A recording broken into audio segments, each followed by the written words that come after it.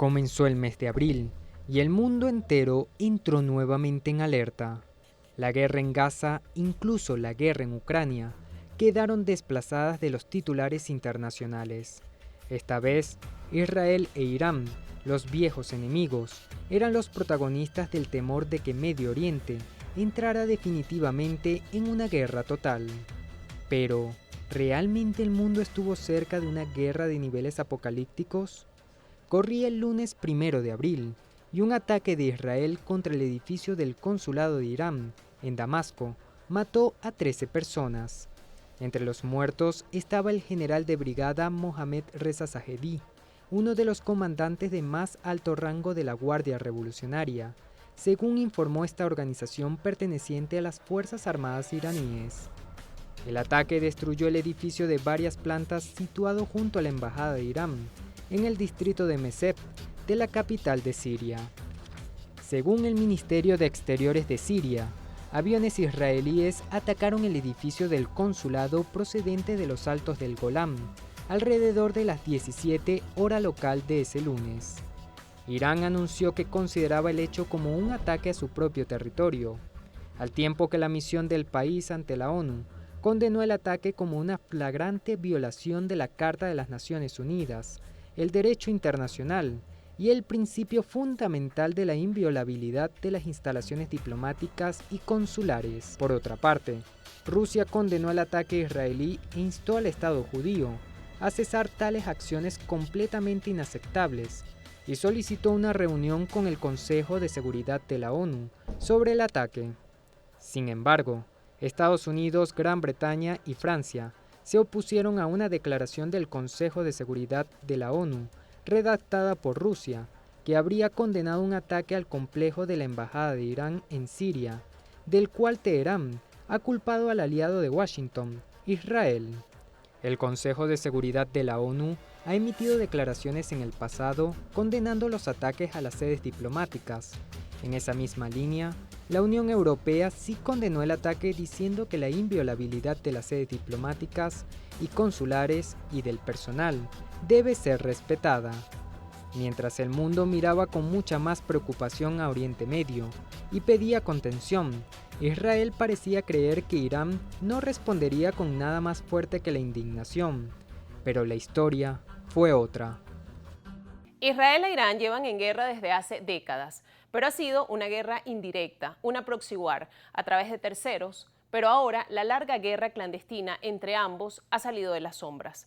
Tras el ataque israelí a la sede diplomática iraní y la represalia de la República Islámica, las reglas del juego han cambiado y se han establecido nuevos precedentes entre estos dos antiguos adversarios. Aunque de momento ambos actores parecen pasar página, Irán e Israel se encuentran en uno de los momentos geopolíticos más tensos de su historia. Pero ¿es esta rivalidad una amenaza para la paz y la seguridad global?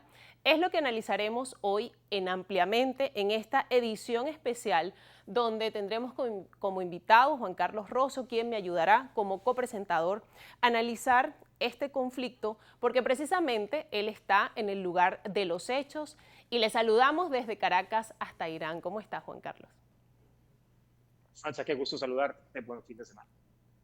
Igual para ti, y fíjate que hoy hacemos esta edición especial de Ampliamente porque desde aquí, desde América Latina, las noticias de alguna manera están impregnadas de ese halo terrorífico de que el mundo pudiese entrar en una tercera guerra mundial con esta nueva arista que se desata en el Medio Oriente, que ya no tiene que ver tan directamente con la guerra en Gaza, aunque hay relación, sino con este nuevo capítulo entre Israel e Irán, que era algo que no se esperaba, pero que se desata con este ataque de Israel, como veíamos en este resumen, en este micro que vimos al principio del programa, a la sede diplomática en Siria, en Damasco. Entonces, ¿cómo ver esto? Tú sobre todo que estás en la región, ¿cómo entender esto para intentar salir un poco de los titulares convencionales de las principales agencias de noticias? Sobre todo han sido los principales titulares, las agencias de noticias occidentales las que han creado inicialmente esa guerra mediática y las que no han hecho sonar esos tambores de guerra. Sobre el terreno la realidad ha sido completamente diferente. Sobre el terreno no se evidenció, soy testigo de ello, no se evidenció que se fuere a registrar una guerra completa, una guerra entre estos dos enemigos jurados de por sí, que desde la creación de la República Islámica en el 79 se convirtió en una nación enemiga de Israel. Lo propio ocurrió desde la creación de Israel en el 48 con esos deseos de expansionismo a los que siempre se han opuesto los ahora líderes de la República Islámica de Irán y los ahora también líderes de los diferentes movimientos del eje de la resistencia en toda la región.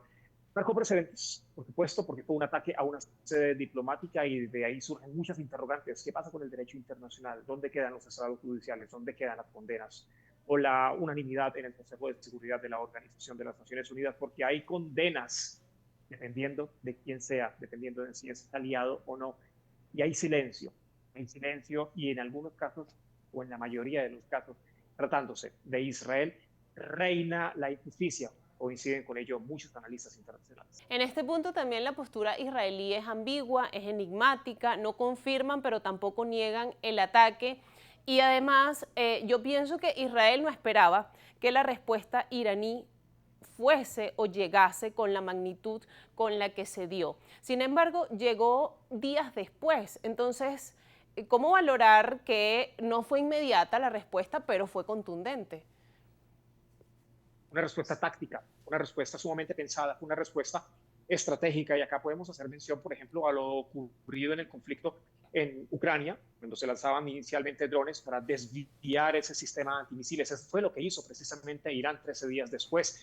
Los israelíes, para generar tensión tal vez en la región, para tratar de expandir la guerra desde allí, incluso desde el desierto de Negev, fue desde donde se planeó este ataque a la sección consular de la Embajada de la República Islámica de Irán en Damasco, y también ha sido el centro de inteligencia del accionar que mantiene Israel contra la Franja de Gaza desde hace más de medio año, casi 7 meses.